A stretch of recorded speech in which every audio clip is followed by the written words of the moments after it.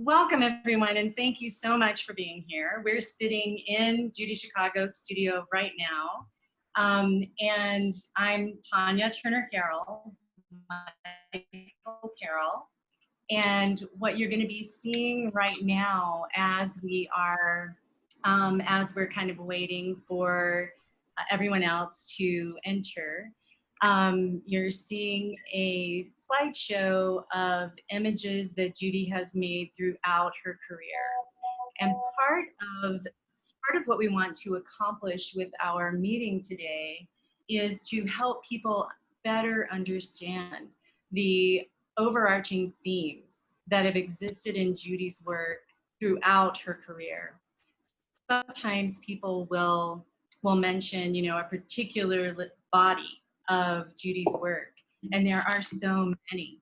However, there are certain themes of human rights, animal rights, environmental rights, and gender equity and social justice that flow through every single body of the work. And that's what we want to explore a little bit today. So as we're looking through this particular group of slides, hopefully you'll be able to see the chronology of the imagery, and you'll be able to understand how images like this one, smoke bodies, that first came about as a performance, later were translated into print version on paper, and now in the exhibition that we're going to be looking at today in the Through the Flower art space, you'll be able to understand the context of these images as they relate to the current day. So what we'd like to do first is welcome everyone here, and we're very excited to have a video to play for you guys from the Nevada Art Museum, and we want to allow JoAnne Northrup to make a major announcement about a major acquisition that the Nevada Art Museum has just made.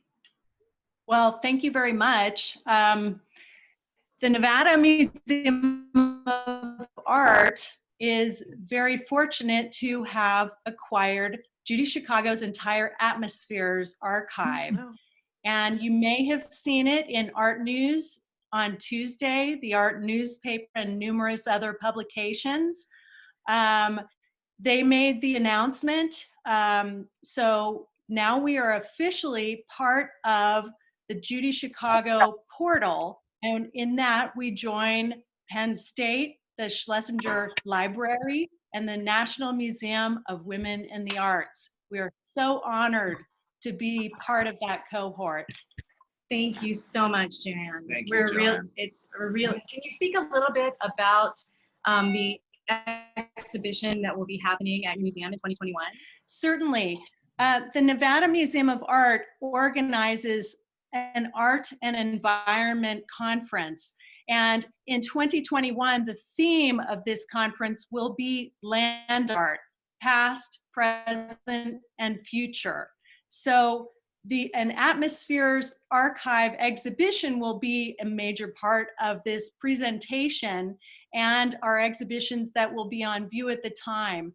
And the iconic images that you're seeing right now are just the tip of the iceberg for this archive, which is rich and very well organized.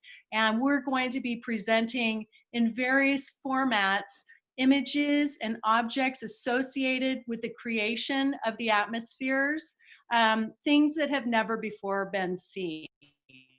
And we are so thrilled to be working with Judy Chicago on this exhibition and the acquisition.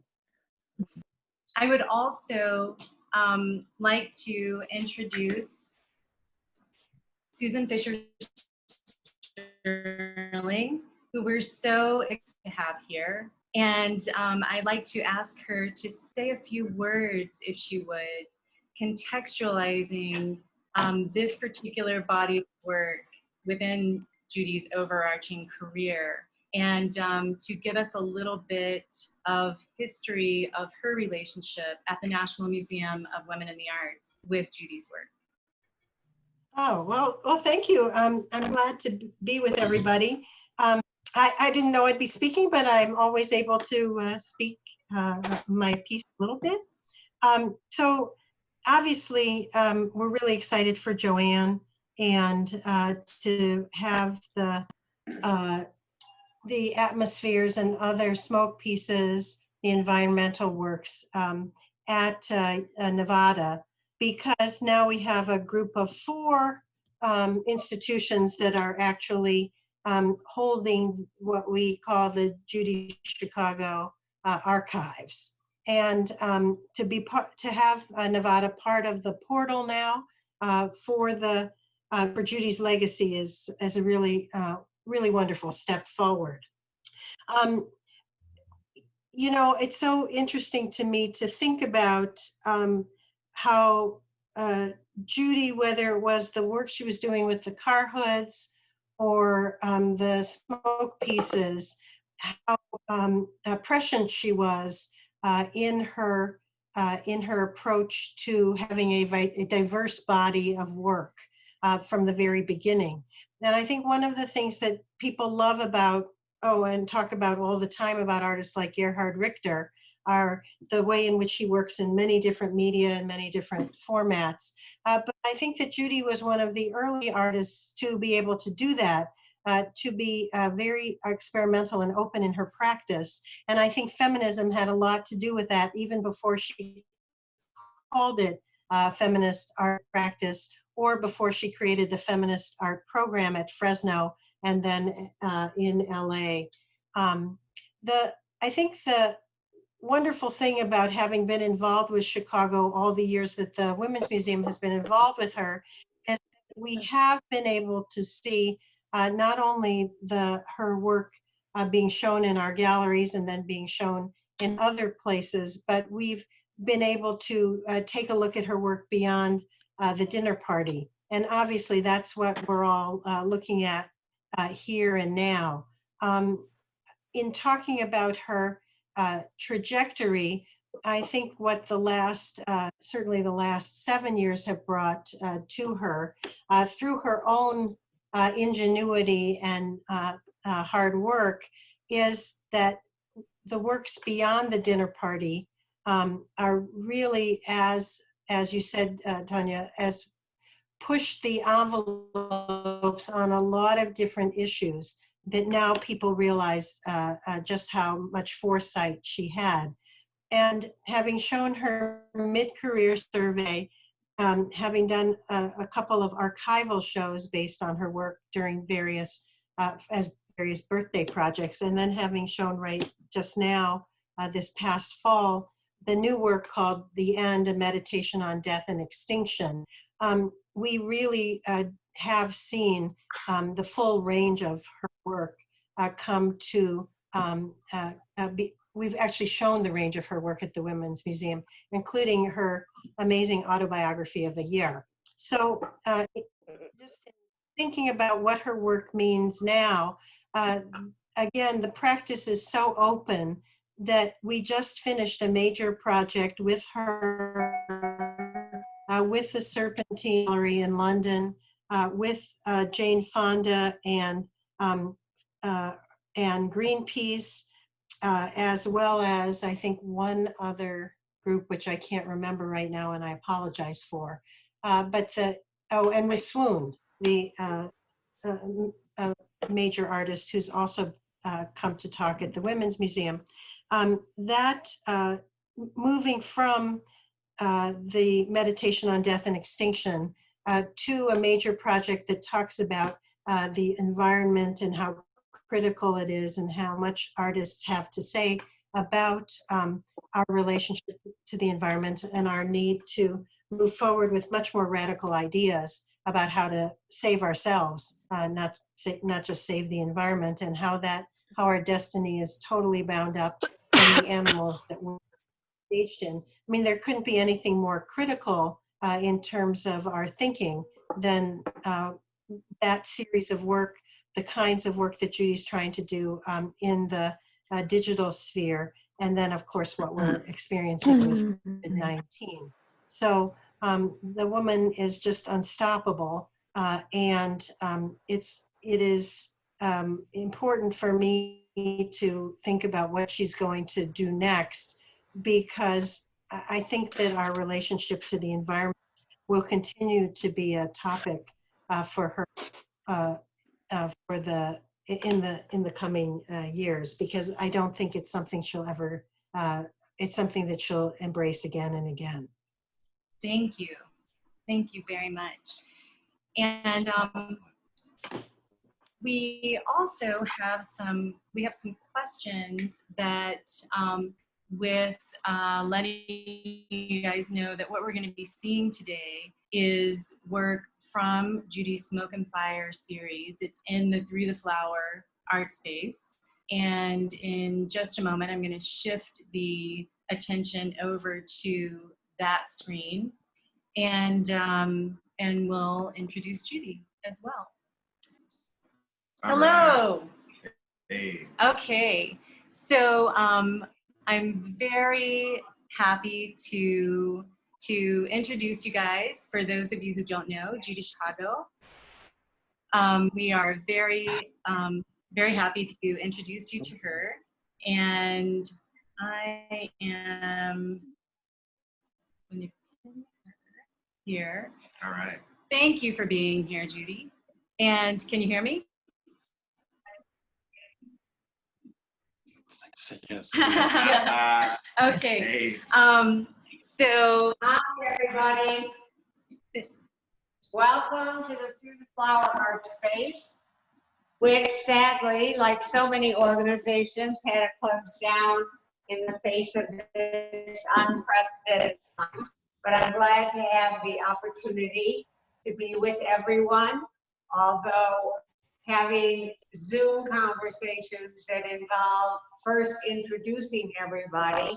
And if I ever do it again, that's something I'm going to insist on so that I know who I'm talking to, because it's really weird to be talking into the air.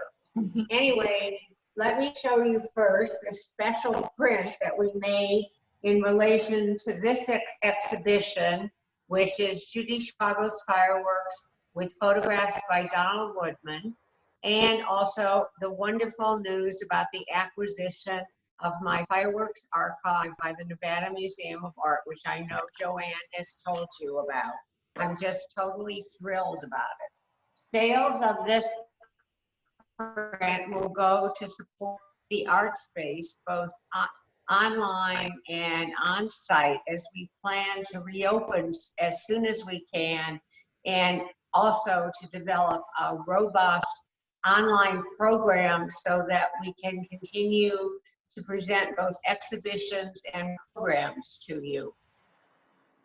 I want to give you a sneak preview of something that Donald and I and Michael and Tonya are working on. As I think a lot of people know, I have always been interested in expanding the audience for art and also the inherent meaning of art beyond talking tongues and the elitist art world language. And recently, particularly with what's happened with the coronavirus and the fact that the new normal is going to be very different than what we are used to do in the art world. Excuse me. I'm very interested in trying to make my images more widely available. I've tried this at different times in my career, actually. When I was working on the birth project, which a woman named Mary Ross Taylor was administering, and I know we have a birth project needleworker on the Zoom call. Hi, Pat, Rudy Basin. and we have Mary Ross Taylor on the Zoom call too. Mary Ross is Yeah. on? Oh, well, I'm about to talk about her. So, Mary Ross, are your ears burning? Almost. They're warming up. Mary, did she say something? Almost. Almost. When Mary Ross and I had our building in Benicia, when I was working on the birth project, we set up something called the Judy Chicago Word and Image Network, which was an effort to make feminist art very widely available. We took some of my images, we made prints, we had other artists, we made books, little artist books, but I think it was too early. I know people keep saying that I was ahead of my time. I think that may be true. I don't know why everything's changed, because I haven't changed. I'm just the same. Anyway, but I've never really felt that I had the appropriate technique for some of the images, which are very transformed. Although also I've made a lot of prints, 100 prints. My print archive is huge. But Tonya and Michael introduced us to this new technique, which Donald and I thought that it would really lend itself to some of my images. And after all, this image, for example, Peeling Back, comes from the center image of the Rejection Quintet, which is owned by the San Francisco Museum of Art. I know how many people relate to this image because I had done a poster of it and prints of it, and so over the years, they've all been widely distributed. But this is actually a work of art. It's not just a print. Donald is a wizard at being able to translate photos and digital images into both print media and, in this case, to this wonderful layered process that we've just discovered. And so we're working on the idea of trying to take some of my iconic images and democratize them in the sense of making them available to people who could not pay the prices of some of my unique, particularly vintage works, or they are simply not available because they're in museums or private collections. So we'll see if people like this idea. I think this is absolutely beautiful myself. Okay, now for Donald's digital wizardry. Over the years, since we started making prints of my fireworks pieces, we've done that on different materials and in different techniques. And recently, we decided to try printing some of the fireworks images larger on aluminum. And we really love it because it has the luminosity of the fireworks, which it doesn't come across on the paper prints, even though they're beautiful. But still, the luminosity of these aluminum prints and the luminosity of the smoke, for example, this goddess woman with orange flares, I think just makes the pieces and the images come alive. Now, I thought that you were going to be able to see the wonderful Nevada video, which basically tells the history of my work in fireworks. And when I saw that Darcy, hi Darcy, asked a question about the history of my work in fireworks, I thought, oh, well, I'm not going to have to do that because of the Nevada video, but unfortunately, technology failed us. So we're going to have to go back to the old-fashioned way of transmitting information by talking. Okay, so I started doing fireworks, although actually I think these should probably be more called something I'm calling them now, which is smoke sculptures. But when I started, I did not really know what the array of fireworks were. I thought colored smoke constituted fireworks. I learned about that later, that there were other techniques which I started to use, some of which I incorporate in some of my contemporary smoke sculptures. But in retrospect, because everybody can get a PhD in hindsight, I understand that these smoke sculptures were a gesture of liberation at the end of the 1960s, just before I made a radical change in my art making, which had been very minimal. But I had always been interested in color. And I had developed color systems to try and convey emotive states, but they were kind of imprisoned in a minimalist structure, either minimalist paintings, which now have a new name. They now are called feminist minimalism, which I love, but it's true because I did inflect minimalism with subjective content about my own identity as a woman and female sexuality. And also these domes where the color was literally imprisoned. And I started doing colored smokes at the end of the 1960s when I was working on those kind of pieces. I always was interested in collaboration, and I did a big collaboration with a number of artists who lived and worked in Pasadena, which was where I was working then, in a 5,000 square foot studio that 3 artists, me included, rented for a total rent of $75 a month. And Pasadena then was kind of like Benicia now. It was, Berlin now was pretty run down. And actually Benicia, where Mary Russ and I did the Birth Project, was also pretty run down when we were there. But of course, everything gets gentrified after artists. So we did this big piece in the street. My studio was on the corner of Raymond and Colorado, which was right where the Rose Bowl parade went by every year on New Year's. And of course, thousands of people would line the streets on Colorado Boulevard, which is not possible now. So we decided to do something for all those people.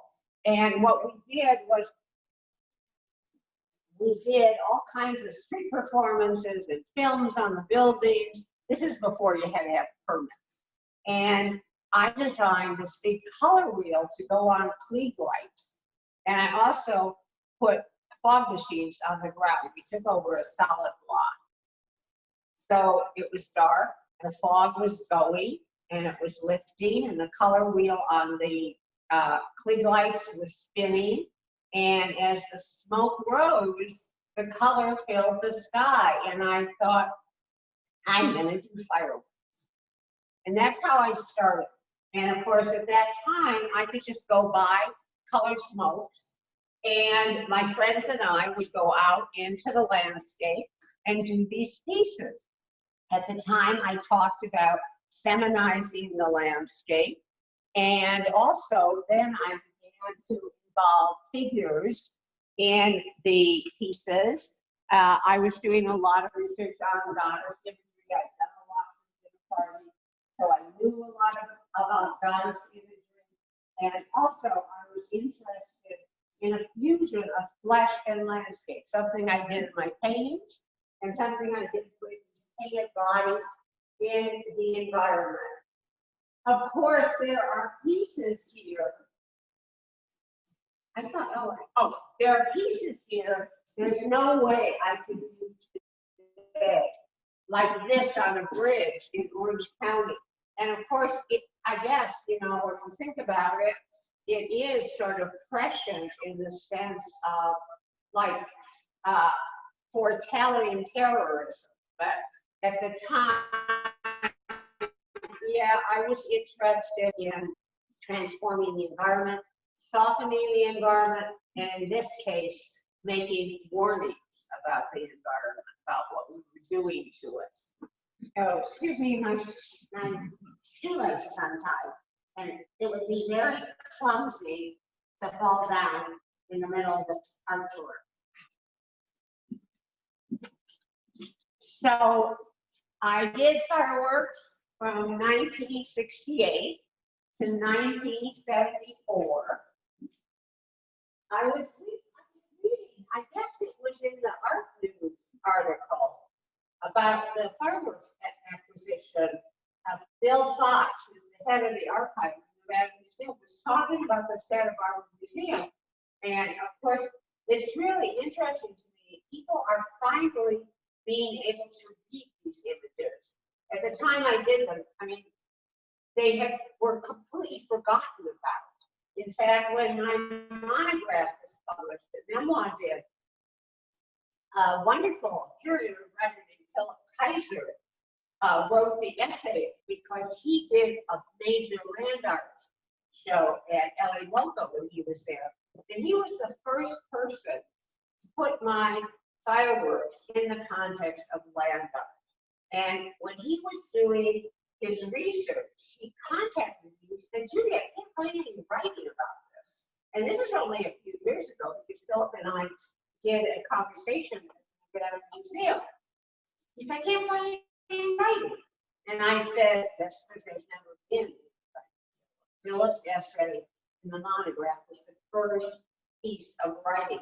So I learned things actually from the press release that Nevada put out. Like, I've done 45 of these pieces, which constitutes pretty major.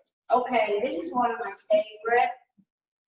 This is what I mean, gesture of liberation, allowing the smoke to merge with the landscape, with the sky, softening. There's a moment the smoke clears, and there's just a soft haze over everything.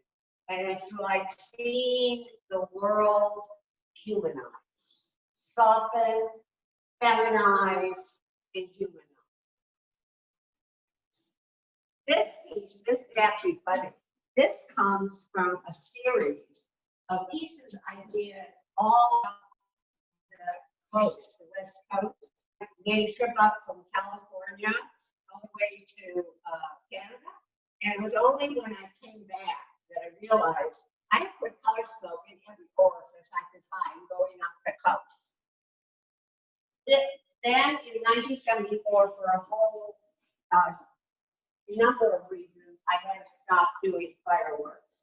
I wasn't getting the kind of support I wanted to be able to continue to work in it and get bigger.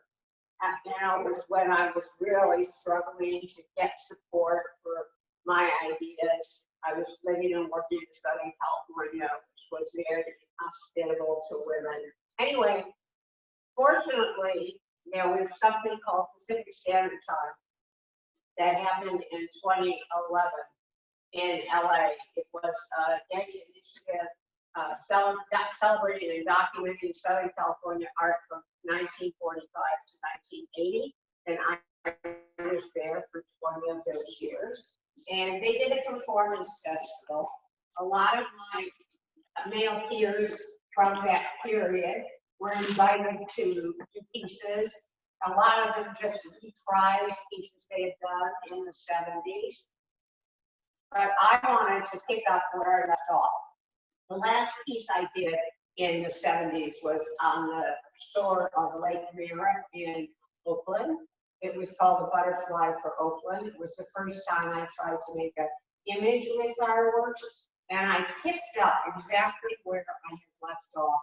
And I did another butterfly for Pomona on Pomona College campus in the football field, which I loved. My beautiful feminine butterfly emerging and landing on the football field and then igniting in the football field in a gesture of feminine liberation. It was really fun to do.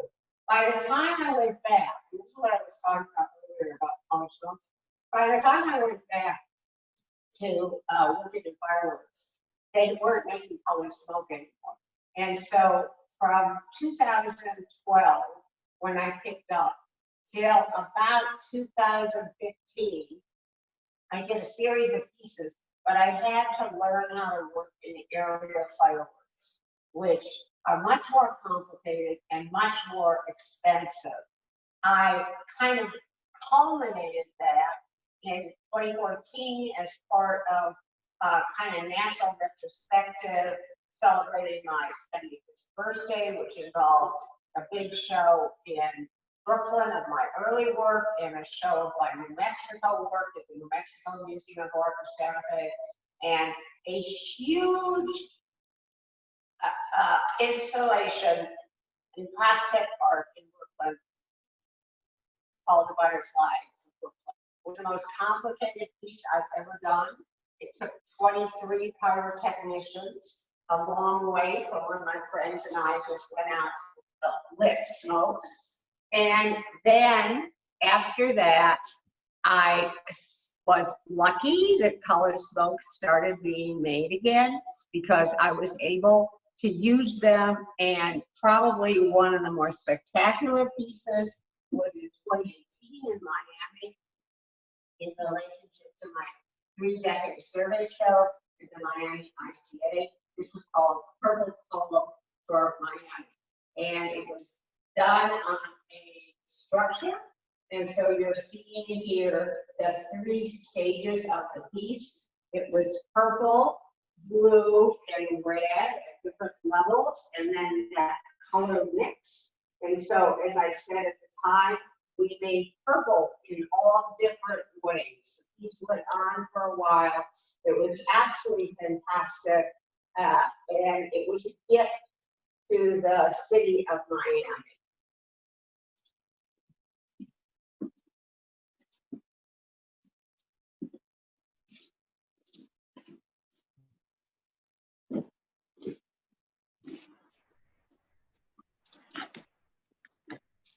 Thank you so much, Judy. And It has adorable glasses. Oh, yours are on that I like beautiful. so much. so we have a lot of very, very special guests here today. And there is one person here who was going to ask a question to you, and that is Dorothy. Are you here? Okay, hear me? Yay. Yes. Hey, Dorothy. Hey, hi. I want to introduce you to Dorothy Moss. Why can't I see her? Can you see me now? Yes. Hi. Hi, thank you. That was excellent. Let me introduce Dorothy to you, Judy. Dorothy is the curator at the National Portrait Gallery, and she's also the lead curator on the American Women's History Initiative. And I wanted to particularly introduce you to, because you are such a giant in American women's history. So I wanted to introduce you to and give Dorothy a chance to ask her question to you. Well, in person. I'm thrilled to be here with you virtually. You are an icon. Nice to meet you, Dorothy. Yeah, it's great to see you.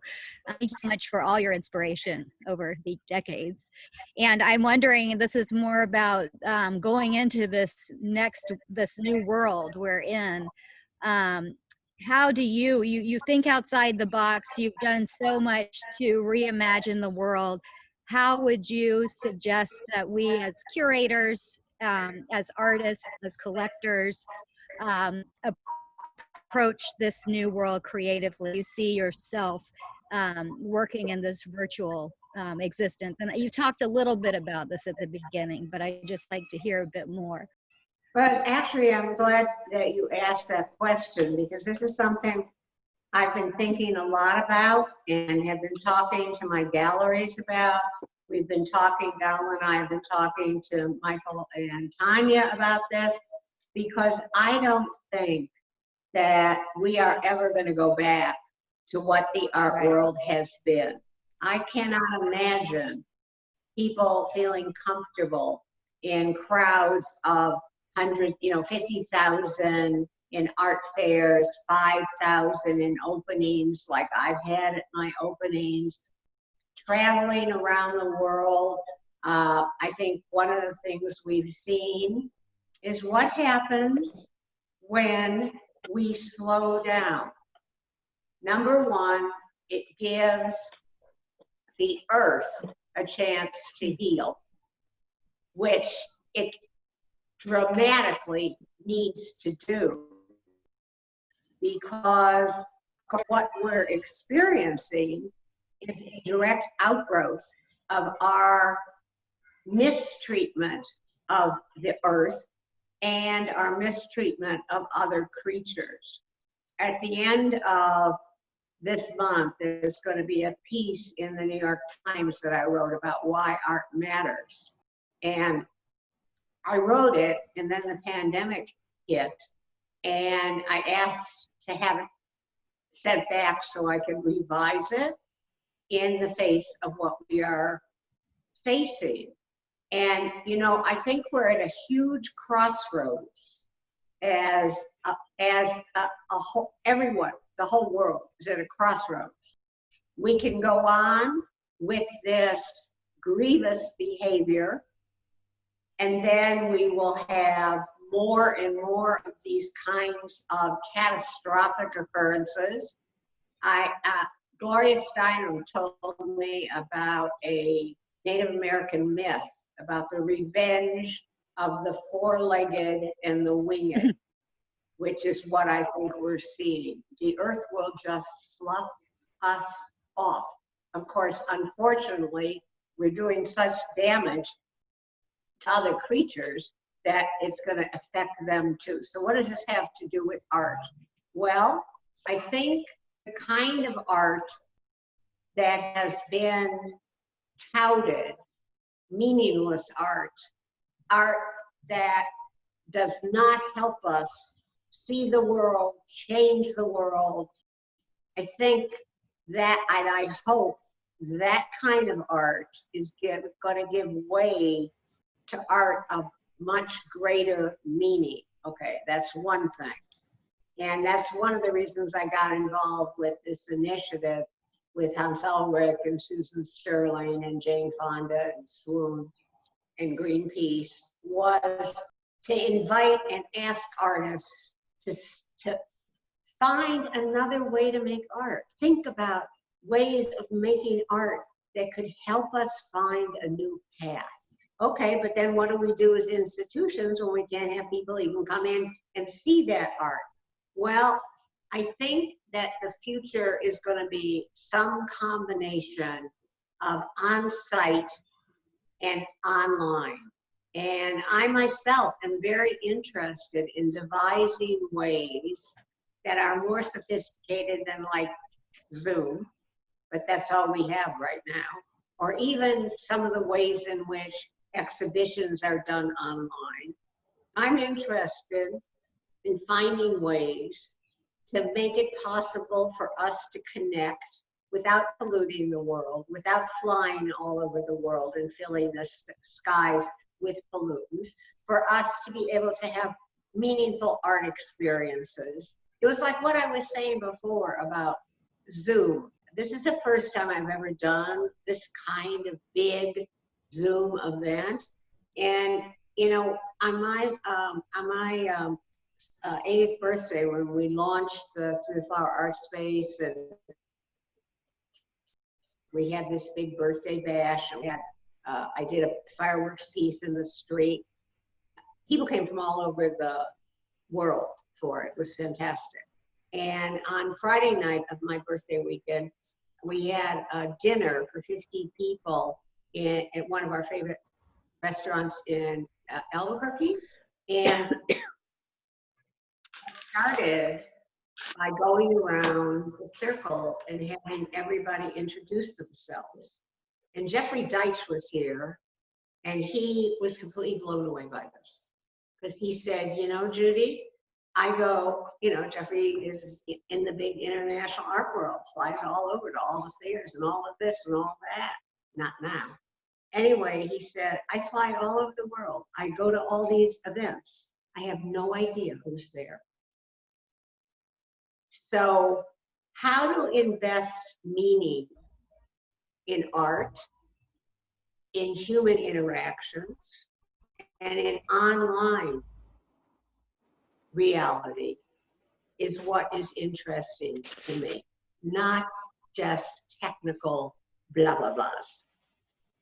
They have to be put into the service of meaning and that's what we're going to try and do here. We're going to try and develop a program here that provides a similar experience to what people had when they came here. Now, don't get me wrong, there is no substitute for actually standing in front of a work of art.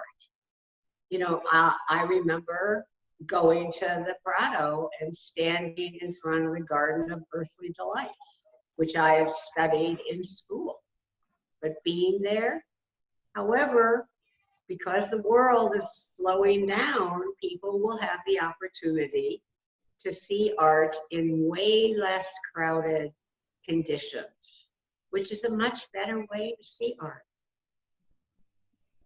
Thank you. What did you think? What did you think, Dorothy? I love that, and because I've been hoping I could move performance art into these formats and find connection that way. We don't just have to do meetings. I feel like there's ways to connect through these platforms that, you know, have real meaning and could also be experimental. But I loved your answer. Thank you. I mean, we're going to have to experiment a lot to find new modes, right? Yep. But it's exciting. It's challenging. I mean, you know, what did Emmanuel Ram used to say? It's sort of terrible, but never let a crisis go to waste. I mean, I just hope that we as human beings will be able to make substantive change, and that we in the art world will be able to take a deep breath, realize we can't go on the way we have been conducting ourselves.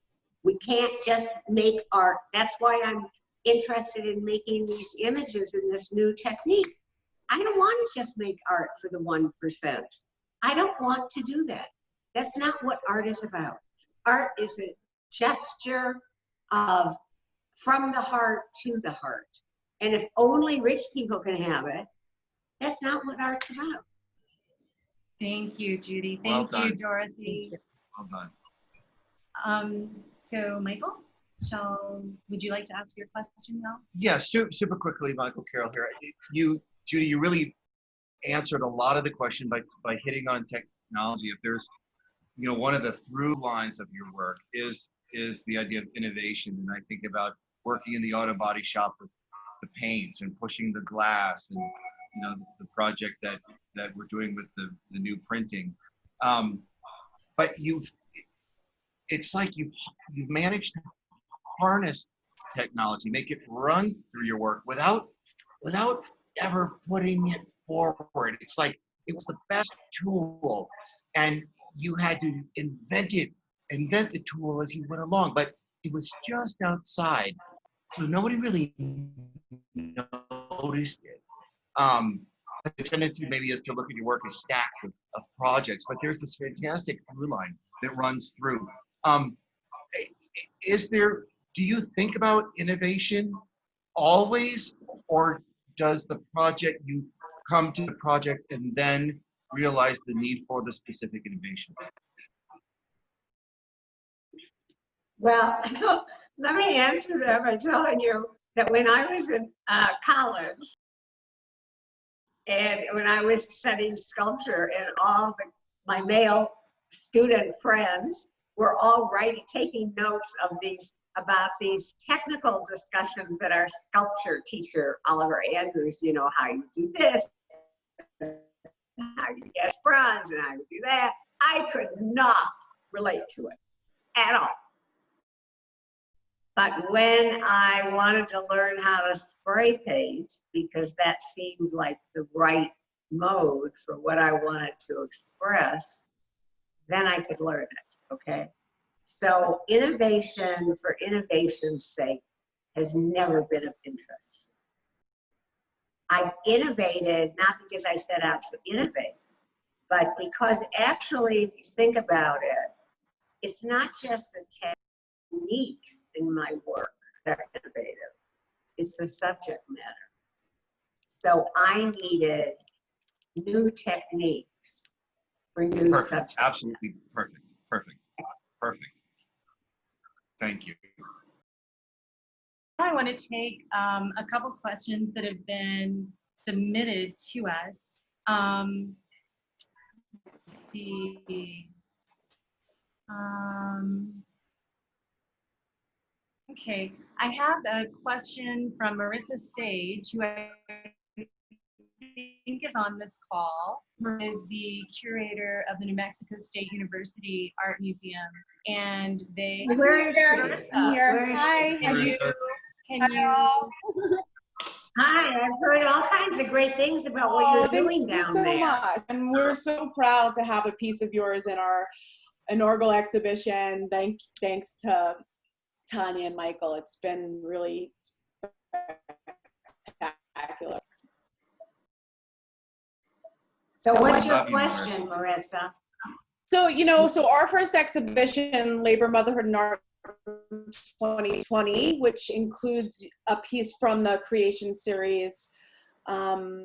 It's all about the birthing cycle and about the life cycle. And I just was thinking, as I was thinking about a question to ask you, that you're kind of a mother to all of the feminist artists, mothers, artists who after you influenced so many artists, mothers, and women.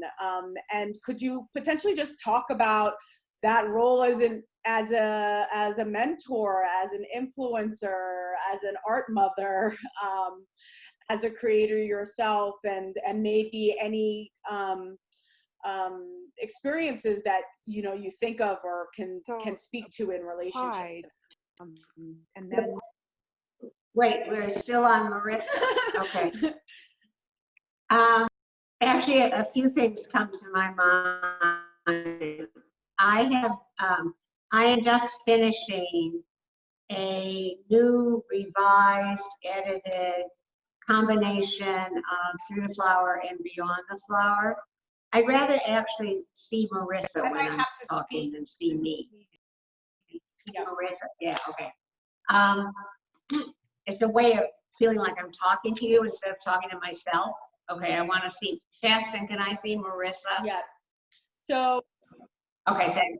Wait. Okay, so the reason it's going to come back to me because I'm talking. If you go into the right-hand corner of the Zoom view, and I'm sorry to get teacher here, but I've been doing so many Zooms.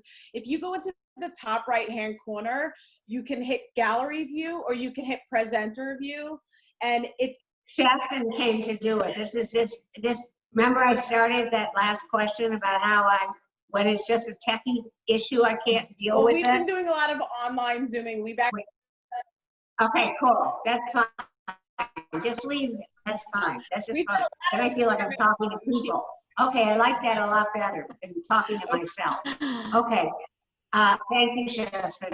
So I was saying that I've been working on this revised, updated, edited combination of Through the Flower and Beyond the Flower with it, and I just drafted the afterword, which brings it up to date. It's going to be published in 2021 in the spring with an introduction by Gloria Steinem. But the reason I'm bringing it up is because I've had occasion to look over the whole course of my life, and one of the themes of the book is how for a very long time I felt like I lived two lives. One life was in the world, especially after the dinner party, where I had a huge audience, and anywhere I went in the world and talked, there'd be hundreds of people. And then there was my life in the art world, which was the dinner party was a relic of the 70s. Feminism is passé.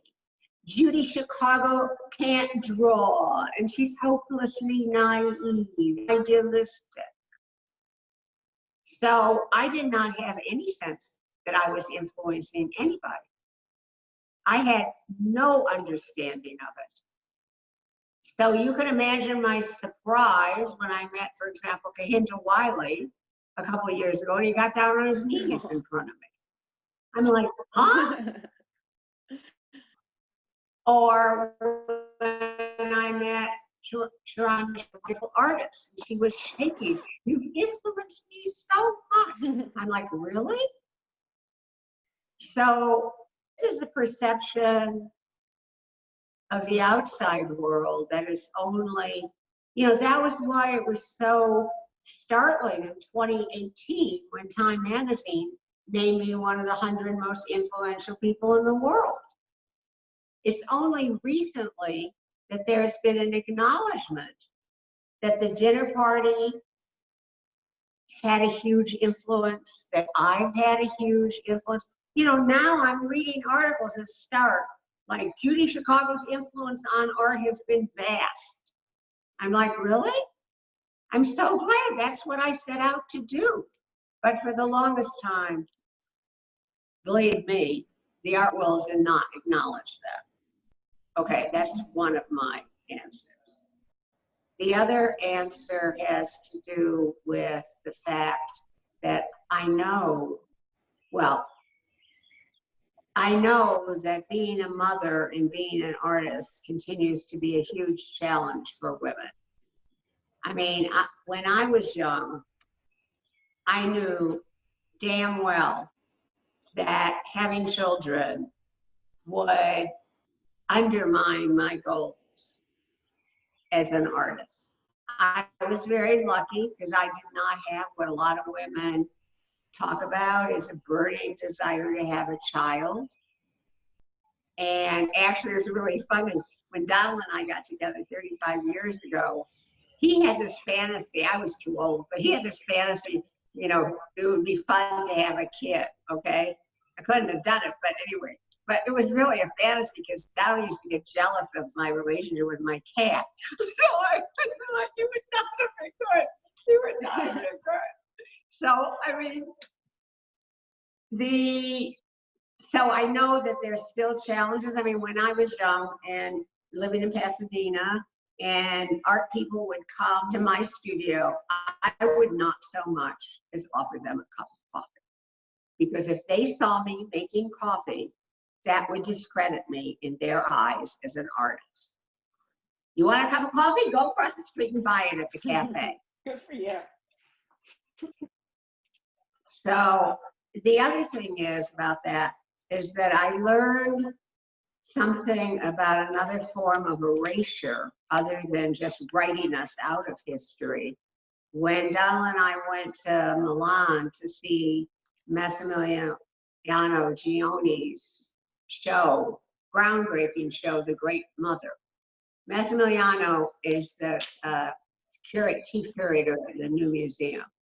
And he did the first historic show on birth and motherhood in art.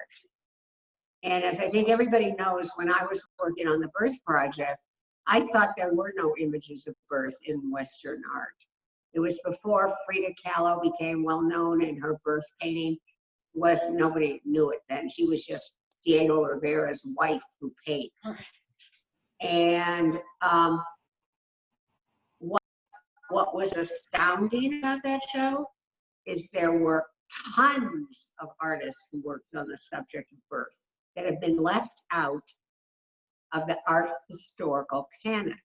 Why? Because it's what women do.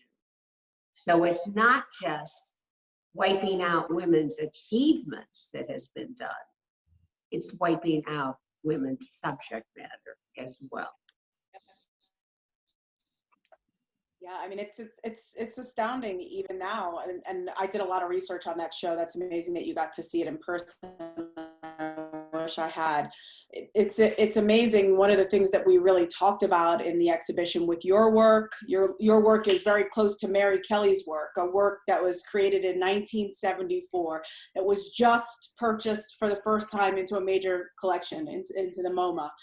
And it's all about how institutions and these large institutions have been part of the unfortunate discourse of erasing the idea of this dual laboring of mothering and children, and how important your birth project, now that you had it up in Taos and we got to see that whole big thing, but how it's still not part of this public discourse. And how for example, there's never been, there are 85 birth project works. There's never been a major show of the birth project.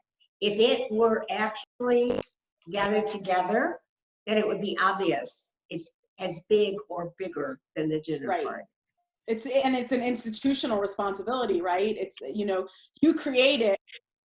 The reason women keep having to reinvent the wheel is because the institutions have not done their job. I mean, people can't believe it when I say I'm not in the collections of the Museum of Modern Art, the Whitney, the Met, the Walker, the Houston Museum, whatever it's called, the High Museum, the Seattle Museum. In fact, when I had my show at Jeffrey Deitch's, the big retrospective of my first decade of work, he and his staff sat down and put together a list of all the museums I wasn't in. I think it was 140 in America. So I'm like the poster child for erasure. So when an institutional resistance, you know, it's like when women artists ask me about, has anything changed? Well, obviously things have changed. You know, you couldn't be yourself as a woman artist or artist of color or of shifting gender when I was young.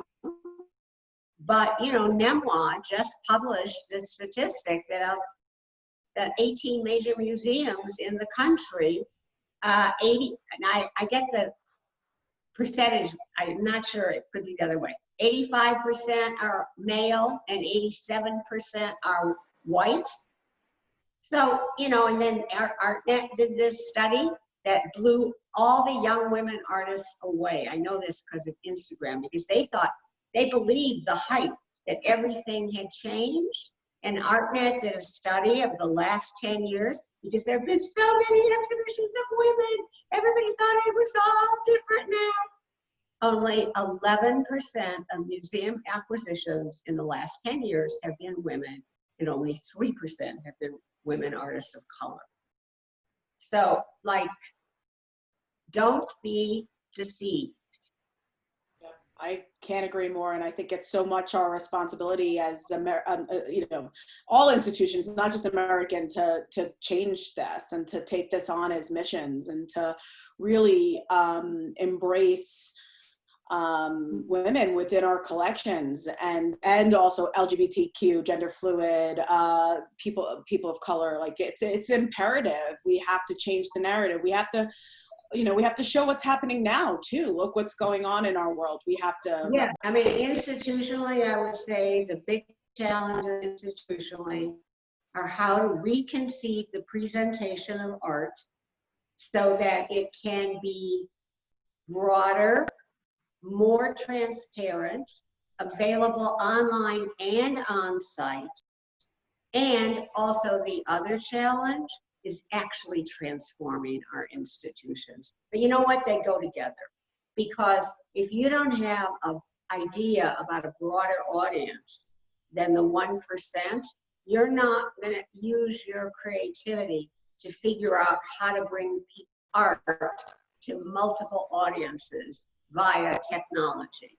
You're only going to think about, oh, if I do it this way, I could sell to the 1%.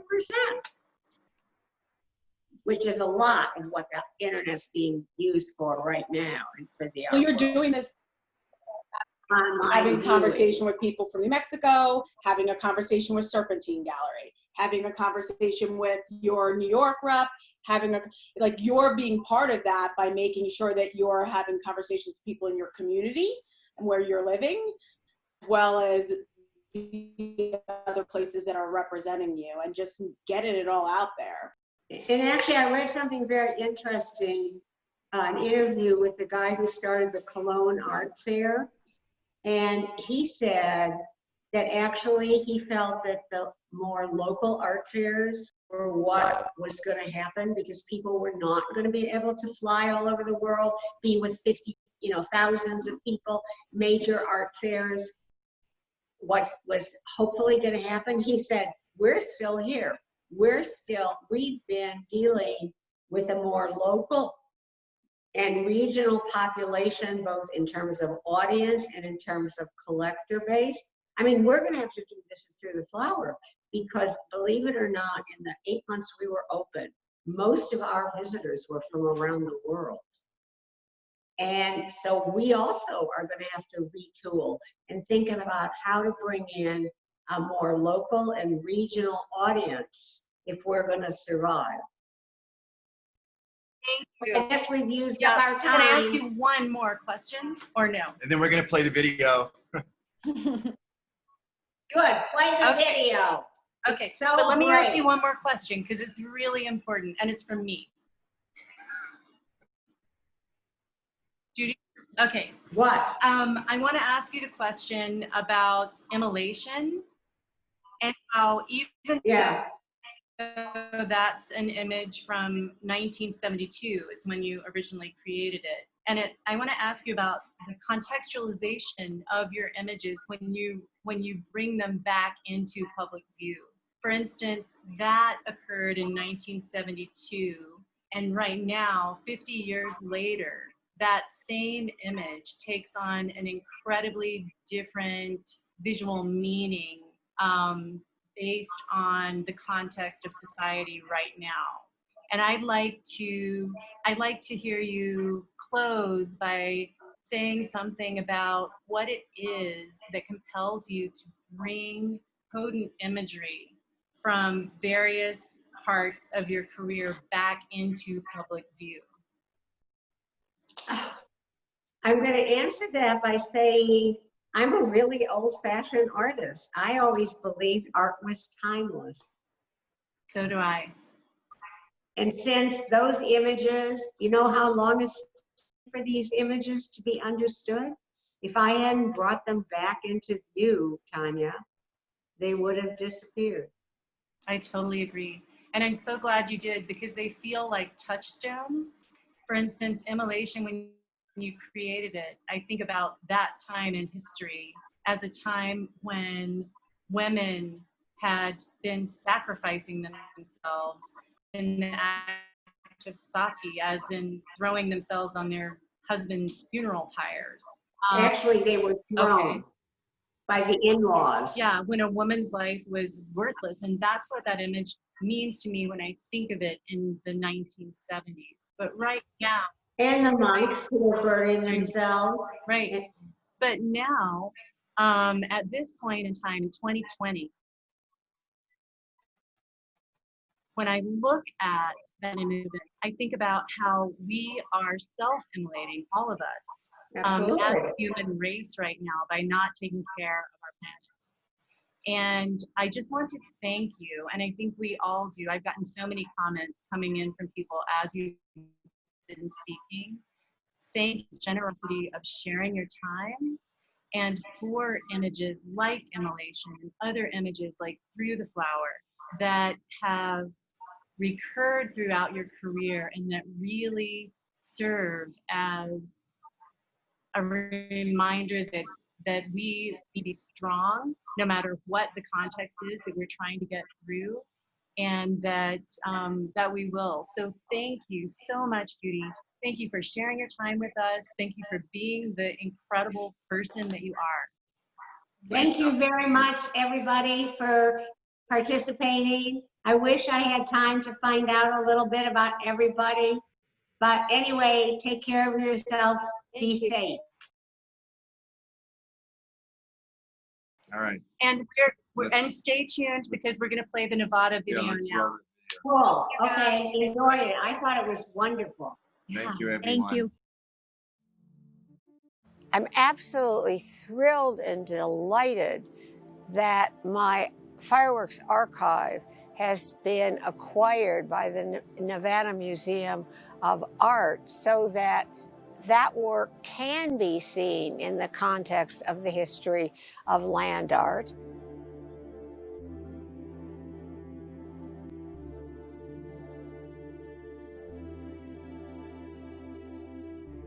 In the 1960s, when I was living and working in Southern California, I started working on color systems to try and figure out how to use color to convey emotive states.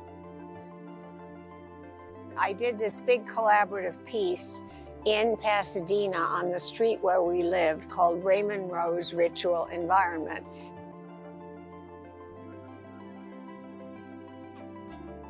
during the evening, while all the events were going on, the color wheel was turning, the smoke was rising, the light was shining, and I looked up and there was this ephemeral color in the air. And I thought, that's it, I'm gonna work with colored smokes.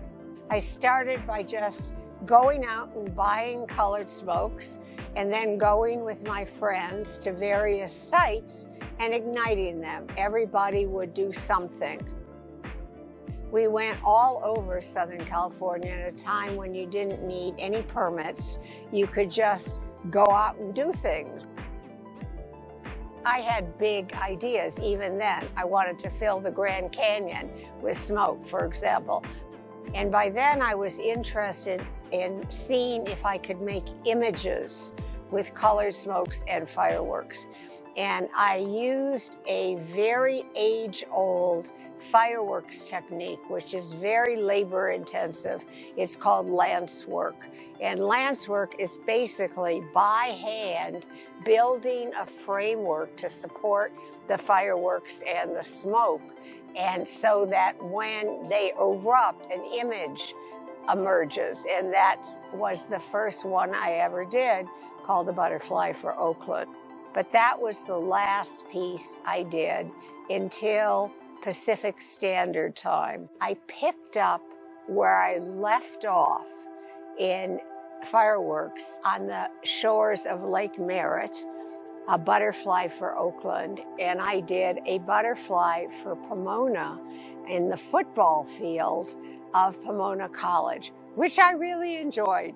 My beautiful female butterfly form emerging from and taking over the football field, which seemed a perfect metaphor for my effort to soften and feminize the environment in Southern California, which when I was doing those smoke pieces was singularly inhospitable to women artists. I had to work with a fireworks company because things had become much more regulated by then. One of the luckiest days of my life was walking into the office of Chris Souza at Pyro Spectaculars. He came on to do a butterfly for Pomona. He brought his mother, who was the first licensed female pyrotechnician in Southern California, and he also brought an all-female crew. And since that time, I have been working with Chris and my husband, Donald, on a series of pieces. We've done ever increasingly larger pieces, which culminated in a huge piece in Prospect Park in Brooklyn. The pieces we've been doing, which I now call smoke sculptures, are much closer to my early work in the sense that it's mixing colors in the air with the intention still of feminizing and softening and beautifying the landscape, and also making a kind of gift, because our smoke sculptures are just that. They're emotive color in the air to be experienced and enjoyed. I've always been more interested in my smoke pieces as a gesture of liberation, although I don't think I understood them as that in the late 1960s. I am very glad that my smoke sculptures are now being looked at in the context of land art, because for a long time they weren't looked at all. Nobody even remembered that I had done them. The Getty Pacific Standard Time Performance Festival ignited interest in my early fireworks pieces and has also provided the basis for my being able to expand upon those in scale and color mixing. I particularly am enjoying painting in the sky with colored smokes, which is what I have been trying to do recently.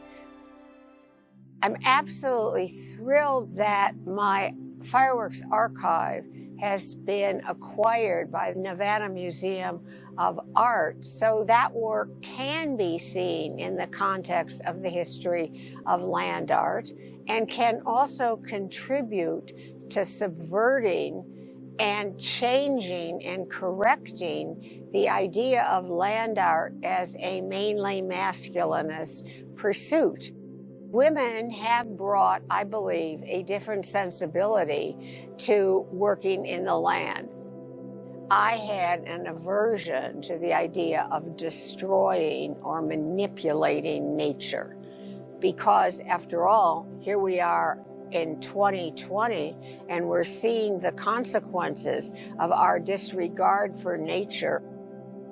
It has its roots in that attitude of dominance in which male artists bulldozed, excavated, destroyed, and undermined the earth in an effort to imprint their sensibility, as opposed to finding ways to merge with the glory of the earth, which is what I hope my smoke sculptures do.